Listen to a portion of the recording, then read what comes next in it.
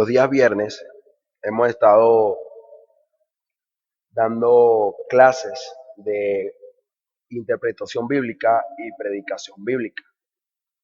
Esto, por supuesto, se están dando con la intención de producir predicaciones expositivas. Quizás si para usted el término es nuevo, quizás usted diría predicación expositiva, ¿qué es eso? Es una nueva creación, un invento nuevo de los evangélicos. Pero no, de hecho, la predicación expositiva es la más antigua que puede existir. Es la más bíblica que puede existir. Cuando hacemos referencia a la predicación expositiva, lo que estamos diciendo es como que cuando usted predica, el mensaje de su predicación, el mensaje de su sermón, es el mensaje del pasaje que está predicando. Predicación expositiva es igual a predicación bíblica. Lo que estamos hablando es que el texto o el pasaje es el rey, es el que manda. Tú te sometes a lo que el texto dice y a su vez tú deseas como buen mensajero que tu audiencia, puede ser tus hermanos en la iglesia, puede ser tus hijos, pueden ser tus amigos, tus vecinos, X, tú quieres transmitir fielmente el mensaje de Dios. ¿Por qué? Porque has entendido de que lo que Dios dice es suficiente y es importante. Así que cuando hablo de predicación expositiva, hablo precisamente de esto. Hablo de comunicar fielmente el mensaje de Dios. Para esto hemos dado varias clases que han hablado de la importancia, ¿no?, de predicar fielmente la palabra de Dios. Entre ellas, si recordamos, hablamos de mantenernos en la línea. Mantenerse en la línea es mantenerse en lo que el pasaje está diciendo o está comunicando. No debemos decir más de lo que la Biblia dice, ni menos de lo que ella dice. Pues tal extremo, tanto arriba como abajo, son extremos que revelan un corazón orgulloso y por supuesto hablan de una infidelidad a la bendita palabra de Dios. Y recuerda, la palabra de Dios es el aliento de Dios, es Dios mismo hablando. Así que a la luz de esto quisiera recordar nuevamente ese cuadro que se hizo hace unos viernes pasados. Este cuadro es un cuadro muy sencillo que gráficamente muestra lo que nosotros debemos hacer al momento de predicar, ¿no? O al menos si queremos predicar fielmente. Hermano, aquí estamos hablando de la preparación de una predicación, de un sermón. Usted puede decir, es que yo no soy predicador, no soy pastor, pero ¿sabes algo, mi hermano y hermana? Estos principios son una necesidad cristiana. Si tú quieres realmente ser nutrido por la palabra de Dios y nutrir a otros, ¿sabes qué debes hacer? Recibir y dar lo que Dios ha dado. Eso es todo. A veces que tratamos de ser como creativos, no. En la predicación, sea en tu casa, sea en la calle, sea en la iglesia, en la predicación, lo que Dios pide es fidelidad a lo que su palabra dijo. A veces que tratamos de ayudar a Dios, yo siempre lo he dicho y lo vuelvo a decir, a Dios. Dios no necesita ayuda. Ayuda necesitamos nosotros, más bien. Ayuda incluso para estudiar y predicar bíblicamente su palabra. Así que quisiera, mi hermano, que entendiera que estos métodos o principios de interpretación nada son sin la ayuda activa del Espíritu Santo en nosotros. No todos son pasos, no todos son métodos. En última instancia, siempre el Espíritu de Dios debe guiarnos y hacernos ver lo que su palabra está anunciando. La clase pasada hablamos de la exégesis. Y la palabra exégesis significa, en pocas palabras, el significado real del pasaje. Usted seguro que ha dado su Biblia, ha leído un salmo, quizás una carta paulina, quizás ha leído, no sé, un libro del Antiguo Testamento, un profeta mayor o menor. Usted lo lee, ¿verdad? ¿Y usted qué piensa? ¿Qué yo puedo predicar de este pasaje? ¿O no? ¿Qué puedo predicar del pasaje? ¿Sabes algo? Esa pregunta que tú te haces es una pregunta dañina e incorrecta. Porque lo primero que te debes preguntar es, qué significa ese pasaje. ¿Por qué? Porque alguien lo escribió, ¿verdad? Y lo escribió para algunas personas, con algún propósito definido. Cuando comenzamos de esa manera, con esa pregunta, ¿qué significó este pasaje en su momento? Comenzamos bien. Porque la otra pregunta, mi hermano, nos lleva a saltar al hoy. Y ese es un gravísimo error, por el cual muchos predicadores son infieles a la palabra bendita de nuestro Dios. Así que, hablamos la clase pasada de la exégesis y hablamos de las herramientas, ¿no? Que se usan para tener esa exégesis, para tener ese significado original del pasaje. Estoy enfocado principalmente, como se nos dio a nosotros, por la Academia Timoteo y por el taller de Simeon Trons en epístolas. Hablamos de las cartas del Nuevo Testamento. Ya se dio la primera herramienta, la estructura. Pero hoy veremos la segunda herramienta para hallar la exégesis.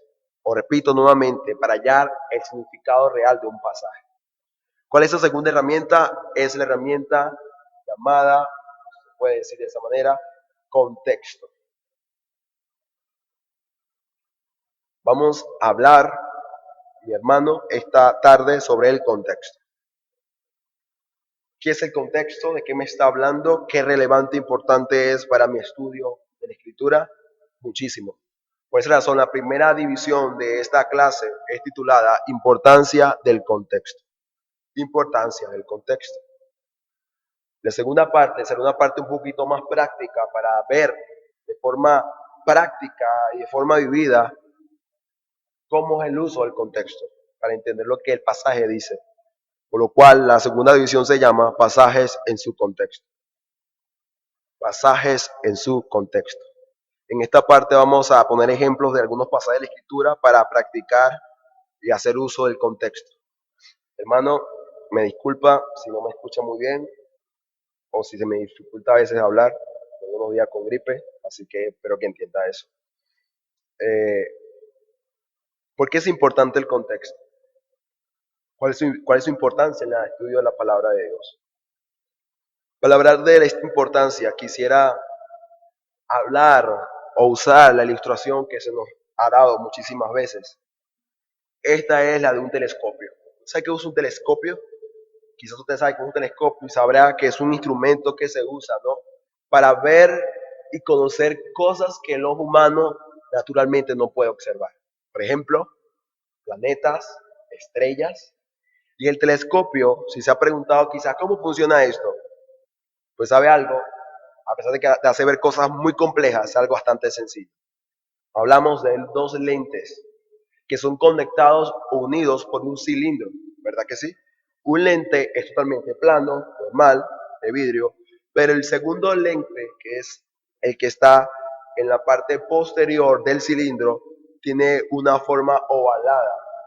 Esto la tiene de esta manera, ¿para qué? Para dar ese aumento, ¿no? A manera de lupa sobre lo que se está observando. Ya sabemos con un telescopio, ¿verdad? Ahora le pregunto, ¿qué pasaría si usted agarra el telescopio y lo mira de la manera contraria?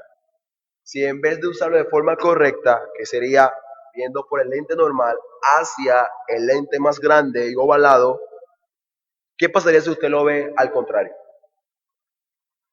¿Acaso para ver las estrellas o los planetas? No, ¿verdad? Lo que va a conseguir, mi hermano, es una imagen distorsionada de la realidad. Si usted hace esto, usted verá todas las cosas aún mucho más pequeñas y un poco diferentes, al punto de que será incluso difícil distinguir de lo que se está viendo. Pero bueno, mi hermano, así funciona el contexto en el pasaje. Muchos de nosotros, ¿verdad? Vamos a la palabra de Dios. ¿Y dónde partimos? En el hoy, ¿verdad que sí? Vamos al hoy y decimos que este pasaje me va a decir a mí. ¿Qué me va a decir a mí? ¿Qué le puedo decir a otros? ¿Qué voy a predicar de este pasaje? Recuerda esa pregunta que se hacía al comienzo. ¿Qué voy a predicar de ese pasaje? Bueno, si usted comienza de esa manera, ¿sabe qué va a hacer, mi hermano? Va a distorsionar el mensaje que el pasaje tiene. ¿Por qué? Porque está usando el pasaje no para que ilumine tu vida, sino más bien de apoyo. ¿Recuerda la ilustración que se usó acerca del borracho? El borracho usa el poste de luz más de apoyo que para iluminación. Eso hacemos cada vez que vamos al texto y nos preguntamos qué puedo predicar de él o qué me está diciendo. Mi hermano, eso va a causar o esto va a distorsionar la imagen o el mensaje que Dios nos está dando en su bendita palabra. Así que, ¿qué deberíamos hacer entonces? Lo más obvio, natural o correcto es que así como agarramos de forma correcta el telescopio para ver y conocer lo que a simple vista no podemos ver, también lo hagamos con la palabra de Dios. Hermano, debemos partir de lo que el texto está diciendo y está comunicando a la audiencia. ¿Cómo logro esto? ¿Cómo conozco el significado o la relevancia que tuvo ese mensaje para la audiencia original? Lo hacemos por medio del contexto. El contexto en este caso sería como el cilindro que conecta el ayer, hace siglos atrás.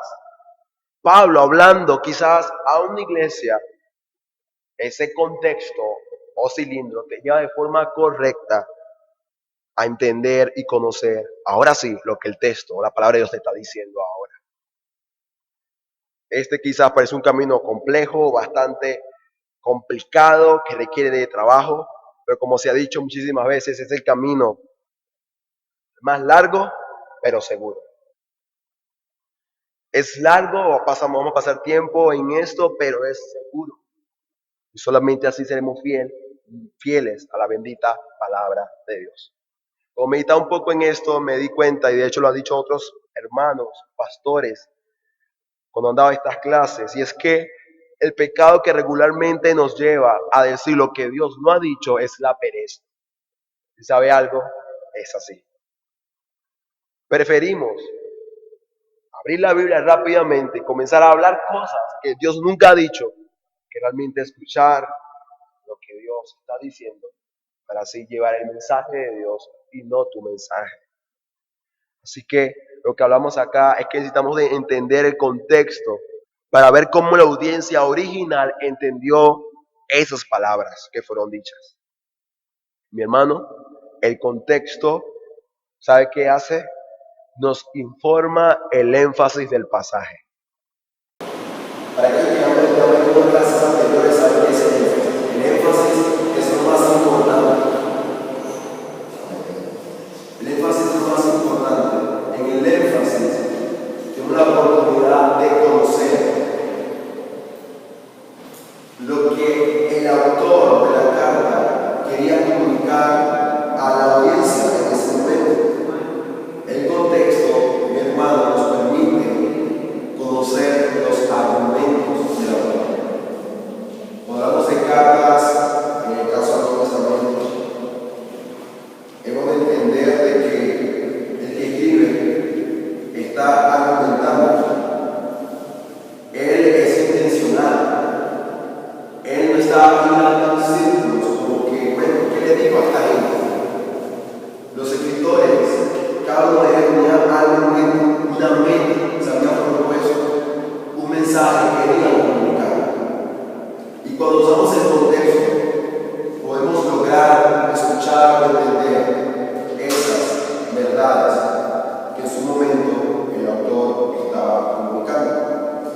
En este caso, el apóstol Pablo, en sus cartas pastorales. Quisiera que pasáramos a la segunda estructura de este sermón, y es pasajes en su contexto.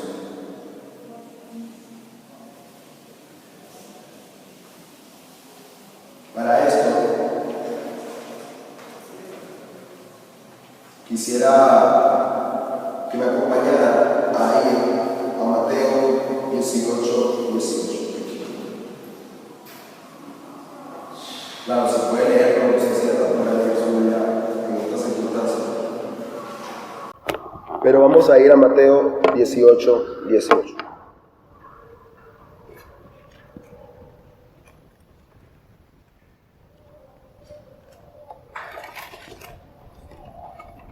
Quiero que entienda, mi hermano, que lo que aquí se enseña es para ponerlo en práctica.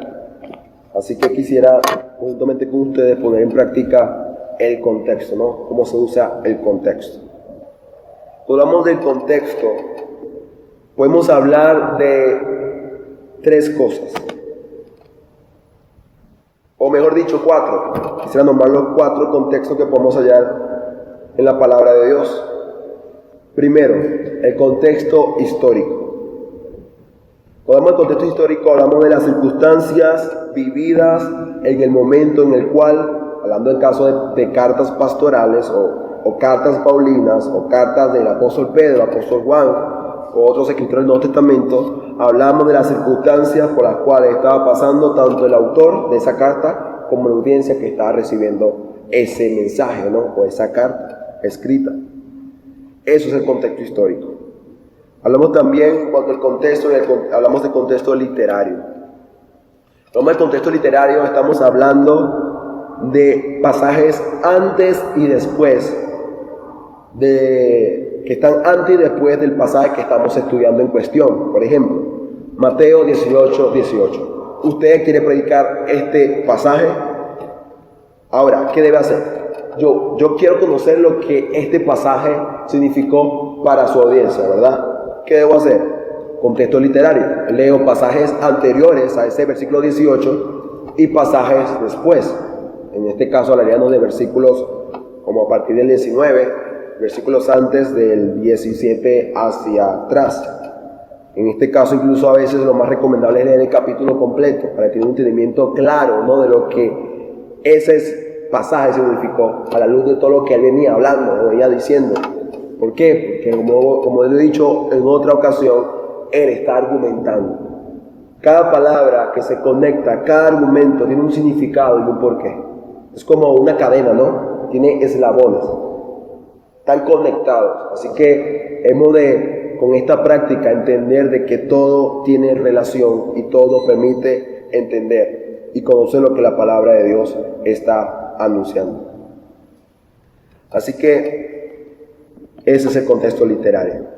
Ahora, el contexto bíblico, hablamos de él, hablamos de las referencias o citas que el mismo pasaje que estamos leyendo está haciendo de forma clara. Entonces usted ha leído quizás, más que todo esto pasa en el Nuevo Testamento, usted está leyendo, ¿no? Y de repente el autor cita, porque dice, así ha dicho Dios, o así dice la palabra de Dios. Eso es contexto bíblico. El pasaje mismo te está anunciando, te está hablando de otro pasaje, de otro libro, ¿no?, de la misma Biblia.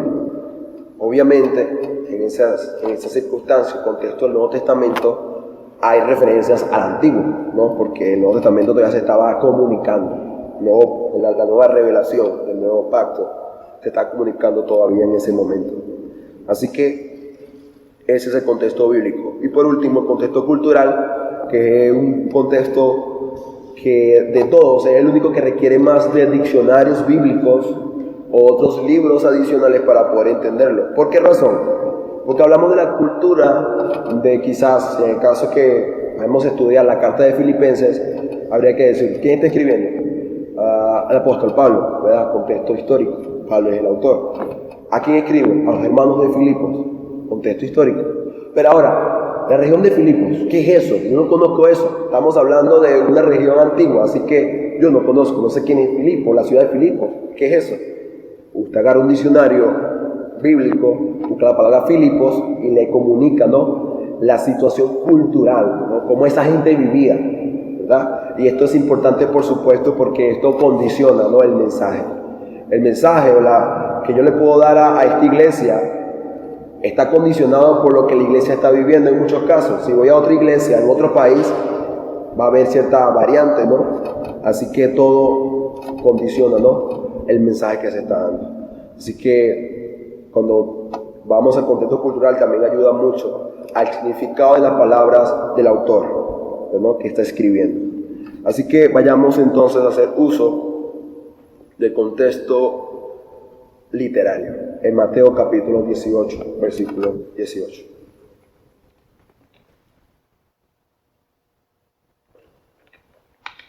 ¿Qué dice este pasaje?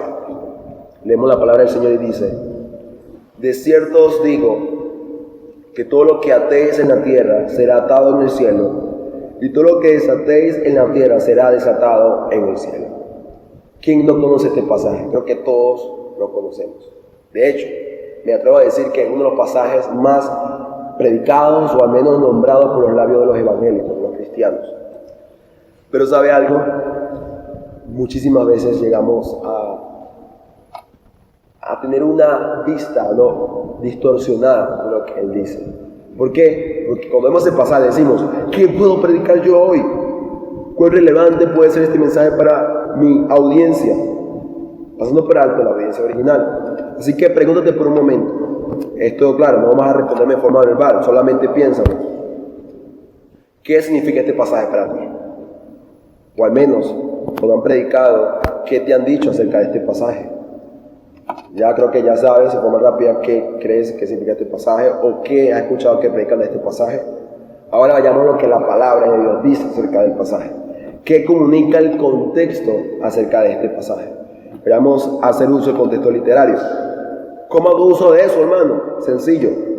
Leamos versículos anteriores y los que vienen luego, ¿no? Para así entender lo que él dice. Pero por supuesto quisiera decir, habiendo ya usted pensado, ¿no?, qué significa este pasaje para usted, o qué cree usted que significa, o qué ha escuchado acerca de él, que lo más común de escuchar hablar de este pasaje es que hay un poder en lo que se dice, ¿no? Y que el cristiano tiene un poder para atar, desatar espíritus, demonios, cosas. Tenemos el poder de arrebatarle las cosas al diablo, mi familia, mis hijos, mi trabajo, mis finanzas. Hablamos, al menos se habla muchísimo acerca de este pasaje, que tenemos un poder para atar y desatar, y que Dios respaldará nuestras decisiones. ¿Acaso ese no es el mensaje que escuchamos normalmente de este pasaje? Ahora, vayamos al contexto literario. ¿Qué dice Dios? ¿Qué dice su palabra acerca de este pasaje? Versículos anteriores. Vamos a leer a partir del versículo 15. 15 del mismo capítulo, recuerden, no estamos en otro capítulo, otro libro, estamos en el pasaje. Dice: por tanto, si tu hermano pecare contra ti, ve y redargúyelo entre tú y él a solas. Si te oyere, has ganado a tu hermano. Pero si no te oyere, toma aún contigo uno o dos, para que en boca de 2 o 3 testigos conste toda palabra. Si los oyere a ellos, si los desoyeres a ellos, mejor dicho, dilo a la iglesia. Así también, y si también desoyere a la iglesia, tenlo por gentil y publicano. De cierto, ¿te das cuenta? De cierto, ahora, a la luz de estas palabras, voy a decir algo, dice el Señor Jesús. De cierto os digo que todo lo que atéis en la tierra será atado en el cielo, y todo lo que desatéis en la tierra será desatado en el cielo. Otra vez os digo que si 2 de vosotros se pusieren de acuerdo en la tierra acerca de cualquier cosa que pidieren, les será hecho por mi Padre que está en los cielos. Porque donde están 2 o 3 congregados en mi nombre, allí estoy en medio de ellos. Bueno, hasta ahí. Ahora, mi hermano, a la luz del contexto literario, ¿qué significa el versículo 18? Debemos empezar un poco. ¿Qué Jesús venía hablando? Pregúntese, ¿Jesús estaba hablando acá de demonios? ¿De sacar demonios? ¿De reprender espíritus? No. Acabamos de leer hace un momento que Jesús está hablando de ir, ¿no? Y hablar con mi hermano cuando él ha ofendido, ¿verdad? Dice: si tu hermano pecare contra ti, ve a él y redargúyelo. O sea, trata de que él pueda conocer y ver su pecado. ¿Para qué? Para que haya reconciliación. Porque dice: si te oyere, has ganado a tu hermano. ¿Pero para quién? Para Dios. Estamos hablando acá de que si tu hermano reconoce la falta, va a haber una reconciliación horizontal, pero por supuesto también vertical. De que el pecado ofende a Dios, pero causa daño a tus hermanos, a tu prójimo. Así que Luego dice, por supuesto, que si él no escucha el consejo, no escucha la exhortación, ve y busca 2 testigos, ¿verdad? No le escuchó tampoco, no quiere reconocer su falta. ¿Qué dice? Luego ve a la iglesia. Y luego dice, pero si aún estando a la iglesia como un testigo, todavía no reconoce su falta, su pecado ante Dios y ante sus hermanos, ¿qué debe hacer la iglesia? La iglesia tiene la autoridad ante Dios, la tiene. ¿Para qué? Para tenerlo como gentil y publicano. ¿Sabe qué es esto? Se llama excomulgación. Porque este paso de disciplina eclesial se aplica a esos miembros de iglesia. No a la visita que van a la iglesia, no, miembros de iglesia. A un miembro de iglesia que se ha empeñado en su falta y pecado, habrá de reconocerse como gentil y publicano. ¿Por qué? Porque no da fruto de su profesión de fe, una verdadera profesión de fe. Porque el fruto del Espíritu es mansedumbre, templanza, humildad, ¿verdad? Así que si no muestra esto, no puede ser conocido como hijo de Dios. Así que, de cierto os digo, por esta razón, por causa de la disciplina, mis hermanos, que ustedes deben aplicar en la iglesia, es que yo os digo que todo lo que ustedes aten en la tierra será también atado en el cielo. ¿Qué quiere decir esto? Que Dios desde las alturas habrá de aprobar y habrá de respaldar la disciplina que se aplica así como esta, de forma bíblica, de forma correcta. Cuando la iglesia disciplina de forma bíblica y correcta, Dios respalda.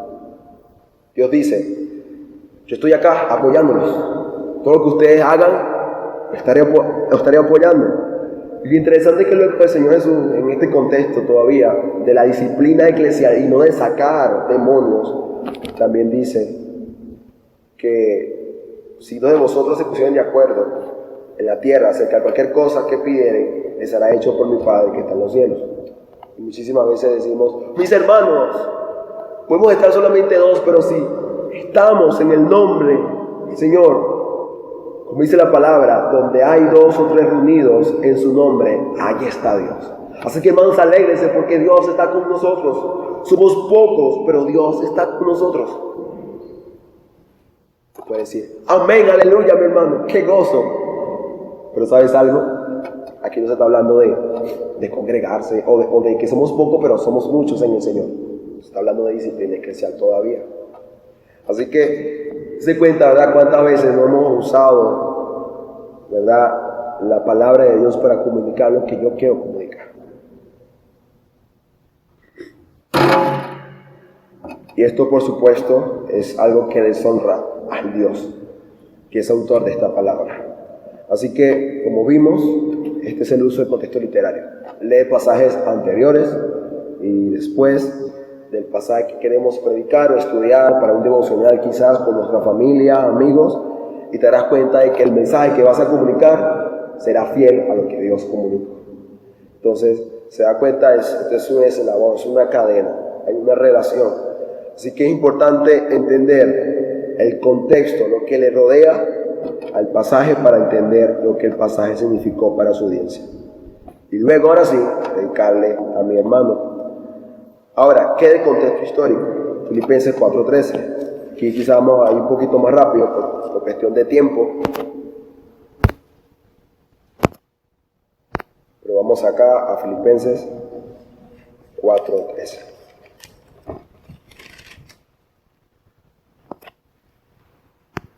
Mi hermano, me he dado cuenta que tristemente los pasajes que más se predican son las ocasiones en las cuales más se ha deshonrado a Dios. Porque el pasaje que vamos a hablar ahorita es un pasaje también muy predicado, Filipenses 4:13. Todo lo puede en Cristo que fortalece. Este pasaje ya se ha dicho aquí muchísimas veces que es usado de forma incorrecta. Cuando es usada para decir que en Cristo todo se puede. Porque aquí dice, no, hermano, es que aquí dice todo, así que todo es todo, ¿no? Todo es todo. Voy al trabajo, todo lo voy a poder hacer porque Cristo me fortalece. Voy al gimnasio, 40 kilos, 100, no importa. Todo lo puedo, Cristo me fortalece. Yo levanto eso, salgo corriendo, salto. Estamos perdiendo un partido de fútbol, 2-0, no importa.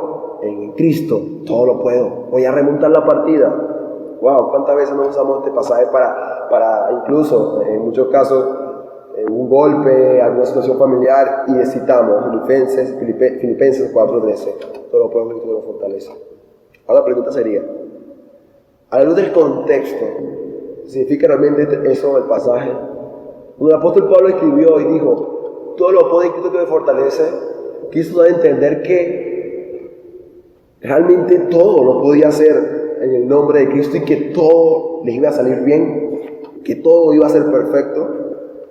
Para nada, mi hermano. Aquí puedo aplicar el principio de contexto literario, y cuando usted lo hace, viendo pasajes anteriores y luego se da cuenta que la situación del apóstol Pablo no era nada buena. De hecho, habla acá de situaciones de escasez, habla acá de tribulación, versículo 14, versículo 16 habla de necesidades, dice luego versículo 19, y Dios suplirá a vosotros todo lo que os falte. Así que, en pocas palabras, el contexto literario me comunica a nosotros que la situación que el apóstol Pablo estaba viviendo no era nada buena. Mira que Pablo estaba, todo estaba bien. No, Pablo estaba preso. Usted puede decir, pero ¿cómo usted sabe eso? Contexto histórico. Hermano, ¿cómo hago para tener contexto histórico? Bueno, acá donde hay mucho trabajo, ¿sabe? Porque para conocer contexto histórico es leer toda la carta que estás estudiando. Cuando lees toda la carta, podrás toparte con versículos como este, versículo 7 del capítulo 1. Pablo dice, como me es justo sentir esto de vosotros, por cuanto os tengo en el corazón y en mis prisiones. ¿Te das cuenta? En mis prisiones. Pablo está declarando y diciendo que él está preso. Luego también en el versículo 13 del mismo capítulo 1 dice, de manera que mis prisiones en Cristo han sido notorias en todo el pretorio y todos los demás. Y luego dice, de nuevo en el 14, muchos de los hermanos en el Señor toman ánimo con mis prisiones, pues se atreven a hablar mucho más de la palabra sin temor. Así que en pocas palabras, ya tenemos el contexto histórico, ¿verdad? ¿Cómo está el apóstol Pablo? Estaba mal, físicamente estaba mal porque estaba preso. ¿Pero por qué? Por causa del Evangelio. Pablo lo dice nuevamente y lo vuelve a decir, hermanos, estoy sufriendo por la causa de Cristo. Y no me avergüenzo. Todo lo contrario, ni aún siento desaliento o no esperanza, porque contento estoy contento en el Señor.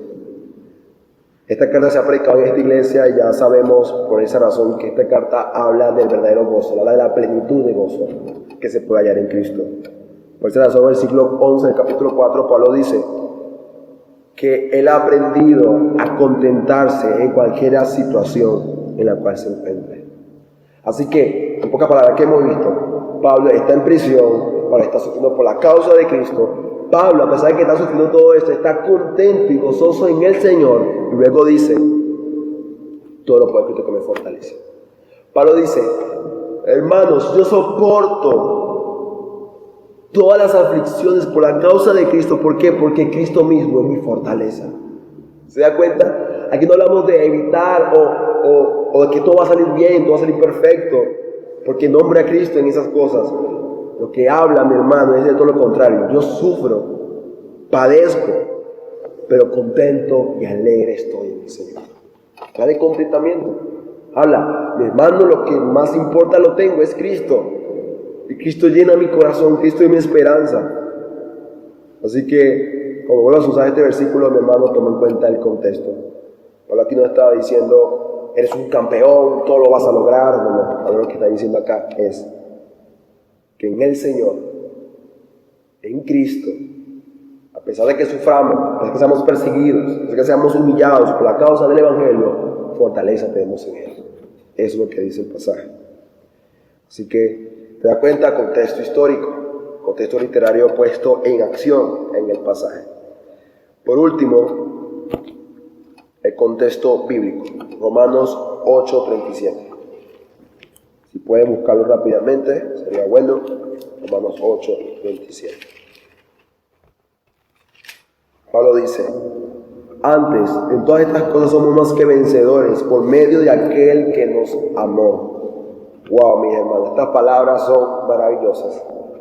Somos más que vencedores por medio de aquel que nos amó, por medio de Cristo.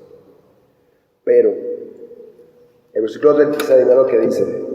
Como está escrito, por causa de ti somos muertos todo el tiempo, somos contados como ovejas de matadero. ¿Se da cuenta? Versículo 36 del capítulo 8 de Romanos dice, como está escrito.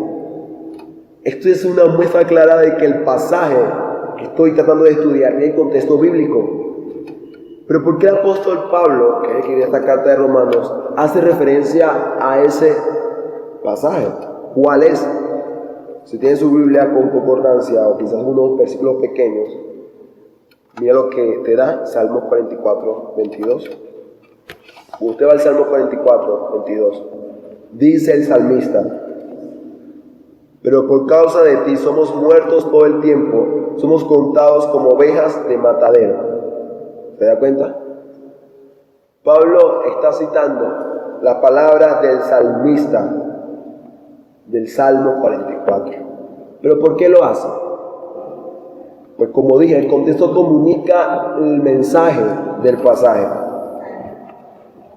Así que el Salmo 44, 22 me ayuda a entender lo que el versículo 38 del capítulo 8 de Romanos quiere decir. ¿Qué digo? Versículo 37, disculpe. 37. Ante todas estas cosas somos más que vencedores por medio de aquel que nos amó. ¿Qué quiere decir esto? Bueno, mi hermano, quiere decir entonces que somos más que vencedores en el Señor. Y todo lo que se nos ponga en el medio, vamos a vencer. Ese jefe malvado, ese que no quiere pagar, vencedor soy. Ese vecino fastidioso, voy a vencer, mi hermano. Porque somos más que vencedores en el Señor. Todo lo vamos a lograr, ¿verdad? Todo lo vamos a obtener, vamos a vencer. Pero ¿sabes qué significa este pasaje en su contexto? Pablo cuando usa el Salmo 44, 22, lo usa porque el contexto de este Salmo comunica algo. Y ahí donde quisiera declarar o decir que el contexto bíblico, cuando se tiene, porque no siempre hay contexto bíblico en los pasajes, cuando se tiene, da más trabajo. Porque no solamente tiene que estudiar ese texto, sino también tiene que estudiar el texto que te está haciendo referencia. Así que hay que estudiar ahora el Salmo. No hay mucho tiempo para esto, pero lo que dice, cuando lee el Salmo 44, que recomiendo que lo lea en su casa, es maravilloso este Salmo. El salmista dice, despierta, porque duermes, Señor. Despierta, no nos deseches para siempre. ¿Pero por qué? Porque el salmista clama de esta manera, porque él dice, Señor, por tu causa es que sufrimos. Él dice, si nos hubiéramos olvidado del nombre de nuestro Dios, o alzado nuestras manos a un Dios ajeno, ¿no inquiriría Dios esto? Porque Él conoce los secretos del corazón. Pero por tu causa de ti, por causa de ti, oh Jehová, somos muertos todo el tiempo. Y luego dice, como ovejas, ¿verdad? Somos contadas y llevadas al matadero. Así que aquí lo que el salmista está diciendo, Señor, sufrimos por tu causa. Es de una similitud ¿con quién? Con la vida del apóstol Pablo. Porque Pablo está declarando, está diciendo que él lo sufre todo. Por esa razón dice, en ese mismo capítulo 8, que ni la muerte, ¿verdad?, que ni las aflicciones, ni las dificultades le apartarán del amor de Cristo. Es lo que dice luego. Ni lo alto, ni lo bajo, ni ninguna otra cosa, ni ninguna criatura lo podrá apartar del amor de Dios que es en Cristo Jesús. Así que Pablo está hablando acá de sufrimiento. Él también está sufriendo como estos hombres del Salmo 44. Pero ¿qué hay de diferente? La diferencia es que el salmista del Salmo 44 clama a Dios y pide, Señor, ayúdanos, Señor, auxílianos. El apóstol Pablo en el versículo 27 del capítulo 8 de Romanos dice, ¿qué cosa? Ya hemos vencido. ¿Verdad? Hay una similitud y hay una diferencia. ¿Qué quiere decir esto? Lo que quiere decir, mi hermano, es que en Cristo en el Señor. No estamos como los hombres o israelitas del Salmo 44, pidiendo a Dios, Dios, por favor, haz algo para vencer. No, en Cristo ya lo somos. Cuando usted entiende eso, puede entender entonces ahora qué significa el versículo 37 del capítulo 8 de Romanos. Lo que dice, mi hermano, es que en el Señor siempre somos victoriosos. Podemos sufrir, podemos incluso ser martirizados, tu cuerpo puede llegar a desaparecer, podemos ser presos, encadenados, perseguidos por la causa de Cristo, pero aún así vencedores somos en Él. Así que se da cuenta, contexto histórico, contexto bíblico, contexto literario, son una ayuda, ¿no?, para entender lo que el texto realmente significa. Así que, hermano, espero que esta clase haya estimulado en usted una sed y un anhelo por conocer más la palabra de Dios en su contexto. No hablamos acá de despegar, no de arrancar el texto y decir, bueno, tú vas a decir esto. No, hablamos de entender el texto en su contexto, en todo lo que le rodea. Cuando hacemos esto, mi hermano, la iglesia, el cristiano y nuestros amigos, vecinos e incrédulos serán realmente edificados por la palabra de Dios.